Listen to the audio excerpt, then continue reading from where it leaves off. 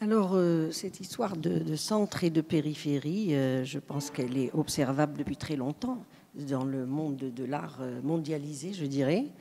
Il y a quelques années de cela, à l'occasion d'une exposition à Alger, on avait organisé une table ronde justement qu'on avait intitulée « Retour sur les festivals et biennales du Sud ». Et justement, on a parlé de cette histoire de biennale et de festival du Sud qui se situe à la périphérie. Alors le centre étant évidemment l'Europe, les USA, aujourd'hui la Chine un peu, mais on en parlera après, l'Europe, les USA, qui sont un centre et qui ont une périphérie. Disons que la périphérie serait certes d'autres pays d'Europe qui sont moins sur la scène de l'art, mais il y a aussi la périphérie de la périphérie, et la périphérie de la périphérie, c'est nous, c'est-à-dire c'est les pays du continent africain ou d'Amérique du Sud, selon évidemment le degré diffère par rapport d'un pays à l'autre. On voit par exemple qu'en Amérique du Sud, le Brésil est en train de ne pas devenir la périphérie, mais pas de ne plus être la périphérie de la périphérie, mais qu'il est dans la périphérie. En Afrique aussi, certains pays comme l'Afrique du Sud sont la périphérie, mais ils ne sont plus la périphérie de la périphérie. Donc, ce que je voulais parler aussi donc de cette histoire de centre et des périphéries. Qui, pour moi, continue à exister. Parce qu'en fait, aujourd'hui, on parle beaucoup du champ de l'art contemporain et on considère, ce qui n'est pas faux, qu'il y a un flux régulier de l'art non occidental, parce qu'on utilise beaucoup ce terme aujourd'hui, qui est aussi peut-être discutable, parce que dans le terme de non occidental, c'est un fourre-tout. C'est-à-dire, c'est l'art africain, ce sont l'Amérique, l'Asie, etc. Donc, il y a un flux de l'art non occidental vers l'Occident. Et peut-être que ça s'accroît de jour en jour. On peut l'observer que beaucoup d'artistes de nos régions vont de plus en plus souvent vont en Europe pour montrer, pour s'exposer et pour vendre et pour y rester d'ailleurs. Donc, les expositions du monde, je dirais, du centre, vont s'intéresser de plus en plus aux artistes des pays périphériques et vont finir par inclure pas mal d'artistes de ces régions carrément chez eux. Alors, du coup, qu'est-ce qui se passe? Il devient indispensable pour les artistes des pays périphériques qui désirent effectuer une carrière artistique internationale. Il leur est indispensable de se trouver justement dans le centre, d'être présent dans le centre sous l'angle de la visibilité qu'on accorde dans le centre à l'art non occidental. Alors, cette scène, la scène artistique contemporaine aujourd'hui, on se rend compte qu'elle est dominée par un pôle qui est celui États-Unis. C'était États-Unis-Europe, maintenant c'est États-Unis-Chine-Europe. Ça veut dire qu'en tête, nous avons les États-Unis et la Chine, et à moindre, disons, dans un rang un peu plus bas, on trouve l'Europe avec l'Allemagne, la France et la Grande-Bretagne. Et la scène artistique contemporaine va s'ouvrir à un certain nombre de pays dits périphériques qui vont à leur tour entrer dans l'économie internationale de l'art. Alors, ce sont des pays comme les Émirats, avec Dubaï, peut-être deux grandes villes, disons, comme Rio de Janeiro, au Brésil, Marrakech, qui est peut-être aussi en train de devenir un de ces pôles, et que les foires et biennales d'art contemporain augmentent et se succèdent à un rythme très soutenu, tout en dessinant une nouvelle géographie de la production artistique basée sur des polarités. Ça veut dire on a tel pôle et tel pôle. Ça a été très bien, je dirais, analysé par un auteur qui s'appelle Alain Quemin dans Le marché de l'art, une mondialisation en trompe-l'œil. Alors, on va voir que des centralités, je veux dire, c'est pas le même terme que j'utilise, c'est pas le centre dont je parle, le centre occidental, mais une sorte de centralité non occidentale qui va apparaître, qui est des centralités régionales qui vont se constituer et qui vont nourrir, alimenter et irriguer les marchés de l'art, qui sont donc pendant longtemps restés sans... qui étaient, disons, pendant longtemps vraiment la périphérie de la périphérie. Et qui vont se raccorder au flux mondialisé des échanges symboliques, de cette économie du désir, c'est-à-dire le désir de l'Europe par rapport à la production artistique, et des investissements financiers. Et ça, la part, on voit donc par ricochet la part des artistes non occidentaux augmenter sur la scène occidentale. Notamment, bon, il y a surtout aussi aujourd'hui, on a vu exploser disons l'apparition d'artistes asiatiques en Occident. Pas seulement, mais des artistes américains d'Amérique du Sud, chinois, russes, et des artistes du Moyen-Orient, boostés, disons, par les marchés de Dubaï, dont on parlera tout à l'heure. Alors, qu'est-ce qui se passe? On observe une multiplication des échanges. Mais la multiplication des échanges dont on parle souvent chez les chercheurs, qu'on qualifie de multiculturalisme, d'échanges multiculturels, etc. Mais cette multiplication n'empêche pas le monde occidental de continuer à dominer le monde de l'art contemporain et donc utiliser les réseaux qui orientent et qui canalisent ces flux, ces échanges. Toujours, ces réseaux-là sont liés toujours à des pôles de pouvoir et des rapports de force géopolitiques. Je veux dire, c'est pour ça que je dis tout à l'heure, c'est en tête les USA et maintenant la Chine de manière différente. Ils sont donc dépendent de pôles de pouvoir et de rapports de force géopolitiques. Alors, je voudrais, pour ne pas être trop longue, l'exemple que j'ai choisi pour parler de cet événement, c'est Dubaï. Alors, nous voyons apparaître des lieux d'implantation, des lieux de création et de consommation culturelle qui s'implantent et qui vont constituer, au bout d'un certain moment, une sorte de première étape pour la représentation et l'importance de l'art dans la politique économique. Dubaï va devenir un centre culturel central du fait de son rôle économique émergent dans le marché de l'art. Pourquoi?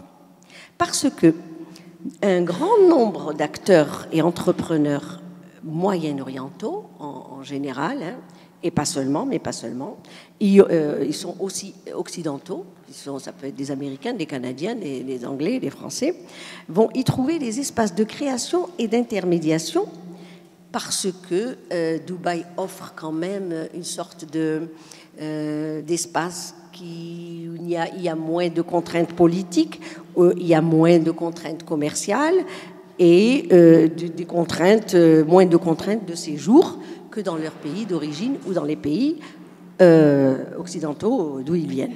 Donc, il va y avoir ce que les chercheurs ont appelé l'apparition d'académies informelles. Les académies informelles, c'est tout. Il va y avoir un fourmillement d'acteurs de l'économie du marché de l'art, des experts, des courtiers, des spécialistes de l'art, des critiques, des conservateurs, etc., qui vont se retrouver, donc qui vont constituer une sorte d'académie informelle à Dubaï et qui vont porter cette construction de ce centre culturel très particulier qui va se transformer en un grand marché de l'art. Alors, qu'est-ce qui se passe? Eh bien, ça montre qu'est-ce qui va se passer. On ouvre, ce sont de nouveaux territoires non officiels qui sont ouverts à l'art, l'élargissement des espaces de diffusion et la marchandisation de la production artistique.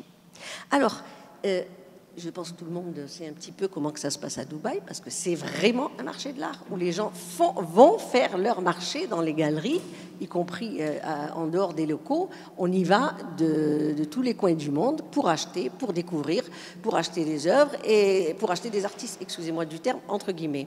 Mais la question pour moi centrale là-dedans, c'est que ça n'est pas innocent, ça n'est pas sans effet.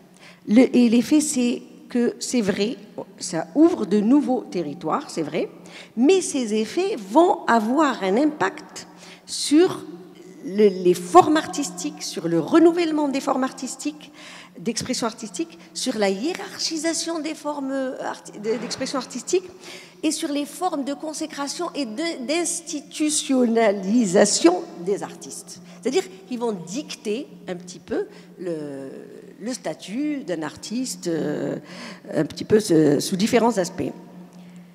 Et ces choses-là, ce phénomène va apparaître dans toutes ces scènes périphériques. Dubaï est encore, disons, la périphérie. Elle n'est pas en mesure encore de rivaliser avec les USA ou avec la Chine. Ces espaces périphériques, ces scènes périphériques.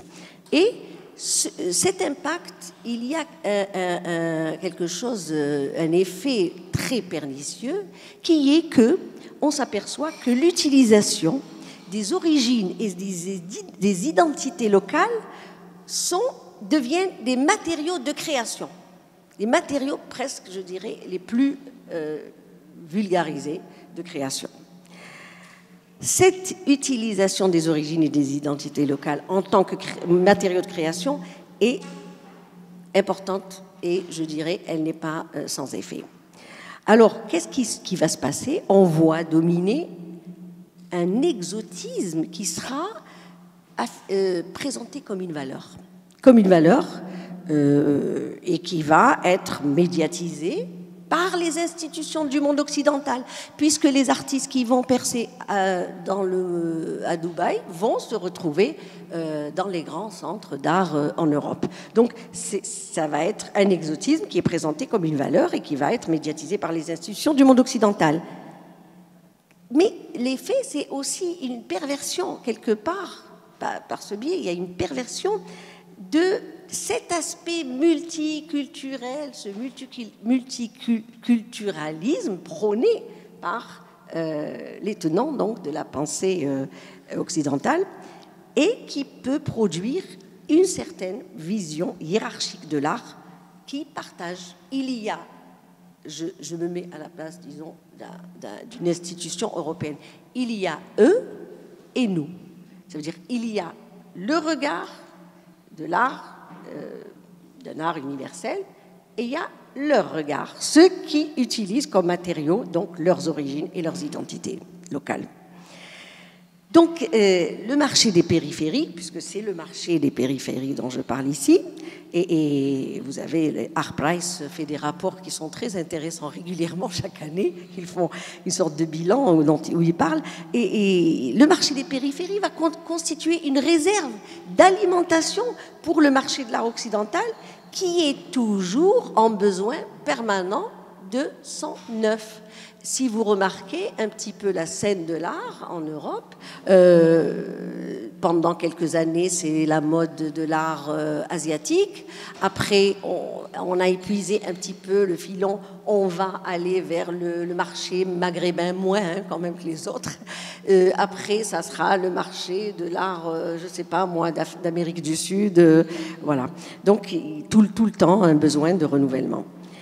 Et on peut le constater auprès des institutions comme le British Museum, la Tate Moderne ou autres Guggenheim, qui vont booster la visibilité. Par contre, c'est vrai qu'il y a quand même c'est vrai, ça, faut reconnaître que ça booste la visibilité des artistes, notamment de la scène arabe, puisque Dubaï produit surtout, disons, donne de la visibilité à des artistes de la scène arabe, qui vont continuer donc à être une manne croissante pour les galeries d'art et les ventes aux enchères et enrichissent les collections européennes. Alors, cet exotisme, il n'est pas seulement dans les origines et les identités locales, il est aussi politique. J'ai appelé ça l'exotisme de la contestation. C'est-à-dire qu'on s'intéresse en fait aussi à l'aspect contestataire des œuvres des artistes des régions périphériques qui viennent du Maghreb, qui viennent du Moyen-Orient. C'est vrai que dans l'œuvre de nos artistes, des artistes de région, il y a beaucoup de discours. Il y a du discours critique, il y a du discours très proche. On parle beaucoup de l'actualité, de la réalité, de ce qui se passe, etc. Donc cet exotisme de la contestation, j'ai inventé l'expression. Donc, c'est l'aspect contestateur des œuvres des artistes des régions périphériques. C'est aussi un moyen d'accès au nouveau marché de l'art.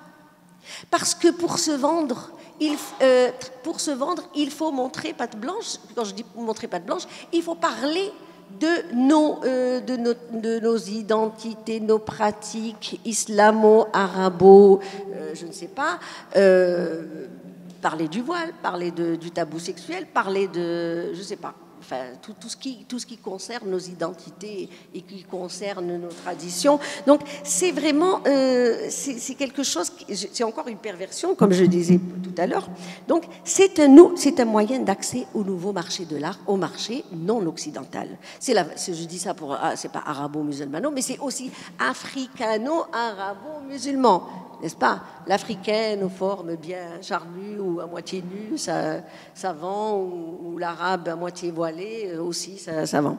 Donc, on peut observer que cette forme d'art est appréciée et valorisée très souvent par une certaine critique occidentale, qui va ériger ses créateurs en porte-parole et témoins de leur société parce qu'ils portent, ils génèrent des modes de réception et d'interprétation des œuvres à caractère plus ou moins politique ou plus ou moins, je dirais, social.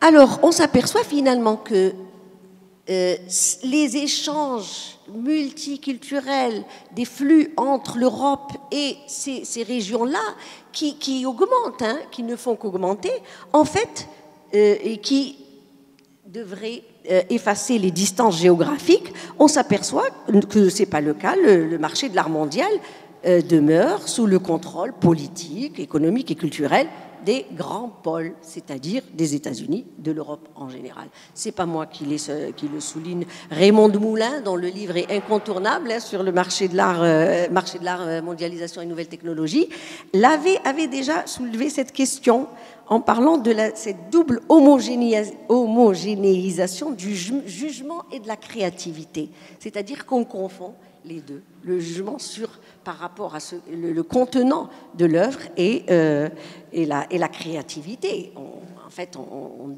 dévalorise quelque part, on met de côté la créativité pour s'intéresser plus à ce contenu. Alors, et puis l'autre effet, c'est que les artistes qui répondent à un désir anticipent sur le désir du public européen, du public du monde, je veux dire, qui détient le marché de l'art.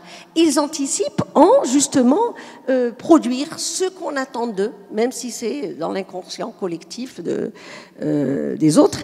Et on s'aperçoit qu'ils s'engagent dans le même type un peu de production et qu'ils font donc un petit peu aussi souvent dans le mimétisme.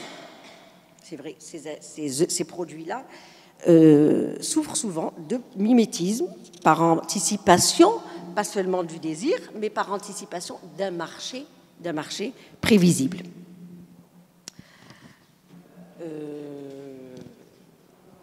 Et justement, le problème, c'est que donc on va dans la globalisation du marché, il y a une domination aux dépens du local.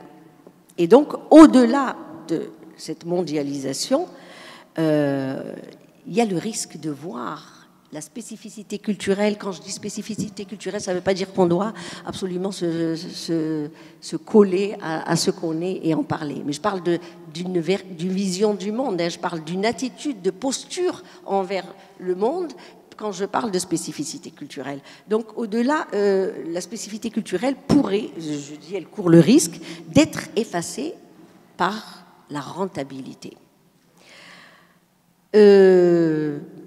Qu'est-ce qu'on pourrait faire, nous qui sommes dans cette périphérie? Il serait nécessaire peut-être d'envisager, pour parer à cette éventualité, l'apparition de dynamiques régionales durables, susceptibles d'atténuer contre cette hiérarchie, contre ces pôles et cette espèce d'uniformisation. Et là, on a des leviers, on a les foires, les biennales internationales d'art contemporain, qui constituent donc un vrai moyen qui nous permettrait d'asseoir l'autorité des marchés en voie d'émergence. Par exemple, l'Afrique du Sud Et déjà en Afrique. On a en tête en Afrique, on a l'Afrique du Sud et le Nigeria. Bon, et puis d'autres qui sont dans la périphérie de la périphérie africaine, disons, qui commencent à s'installer. Et donc, établir ces marchés en voie d'émergence en nouvelle centralité face à un marché de l'art international. Parce que le marché de l'art international, en fait, quand on regarde, il représente au moins 87% du marché de l'art. Et il est vraiment concentré entre les mains, je dirais, si on peut dire, USA, Chine, Europe avec peut-être en tête, je ne sais pas, la Grande-Bretagne, l'Allemagne et à moindre degré l'Allemagne, la France. Alors, je me suis intéressée, pour parler des périphéries, aussi au continent africain, où aujourd'hui on s'aperçoit qu'on avait cette biennale sur le continent. Aujourd'hui, on en a 15, si ce n'est plus, hein, je ne sais pas si et plus de 200 galeries ont été recensées. Je pense que peut-être il y en a plus aussi. Et il y a des initiatives qui sont prises, hein, qui se font un peu partout. Aujourd'hui, on est à Tunis et les journées d'art contemporain sont placées sous le slogan de le marché de l'art. En Algérie, en mars dernier, nous avons aussi eu un grand événement d'exposition massive de différents artistes des différentes régions d'Algérie. Il y a à peu près plus de 250 artistes et plus de 550 œuvres. Et c'était placé sous le signe du marché de l'art, puisque c'était ouvert à l'achat et tout. Donc nous avons un petit peu tous cette attitude un petit peu erronée de penser que si on fait de grandes expos et qu'on appelle tout le monde à venir, il va y avoir des achats, il va y avoir le marché de l'art. Il y a eu aussi une table ronde comme celle qu'on fait aujourd'hui. Bon, peut-être que ça augure quand même de quelque chose, je ne sais pas ce que ça sera. Mais je voulais parler du Sénégal parce que le Sénégal a été à l'initiative d'une sorte de première édition du marché de l'art de Dakar, qu'ils ont appelé qui s'intitule Madame Ba, qui est là aujourd'hui, la secrétaire générale de la Biennale de Dakar, peut-être aurait pu en parler mieux que moi, mais je donne les informations que j'ai, du 3 mai au 10 mai 2016, en marge de la 12e Biennale de Dakar, de l'art africain contemporain de Dakar. Et à cette occasion ont été soulignés ces rapports de force inégaux entre l'Occident et l'Afrique, en termes de flux marchands et de partage de richesses et du marché de l'art. Parmi les questions posées à l'occasion de la rencontre, je ne sais pas, c'était un colloque ou je crois, et comment organiser un marché de l'art en Afrique? Quelle stratégie adopter et avec quel business model travailler afin de conserver, alors ça j'ai retenu, conserver les richesses créées au Sud. On a un gros problème aujourd'hui, c'est comment garder chez nous nos richesses, notre patrimoine contemporain. Parce qu'on a aussi tendance à, quand on parle patrimoine, c'est le passé, c'est l'architecture ancienne, etc. Mais on n'a pas patrimoine, bon, je lisais, l'art, je dirais, moderne et l'art contemporain. Pourquoi? Il faudrait peut-être l'historiciser, et par l'écriture de l'histoire, c'est aussi une façon de le faire entrer dans le patrimoine. Donc, conserver en partie les richesses créées au Sud, sur le continent, et ça, au bénéfice de la création artistique contemporaine. Eh bien, ce sont des questions qui sont posées. Mais elles sont cruciales. Pourquoi? Parce que les événements autour de l'art du continent africain aujourd'hui en Europe, il y en a, en veux-tu, en voilà, on le sait. Alors les foires d'art contemporain africain qui ont commencé, qui étaient créées en 2013 à New York et qui s'est répétée donc aussi à Londres, ACA ouverte à Paris en 2016, etc. On en fait plein en Europe, on en fait plein sans nous, enfin avec nos artistes qui partent et qui restent là-bas et qui enrichissent donc le patrimoine européen.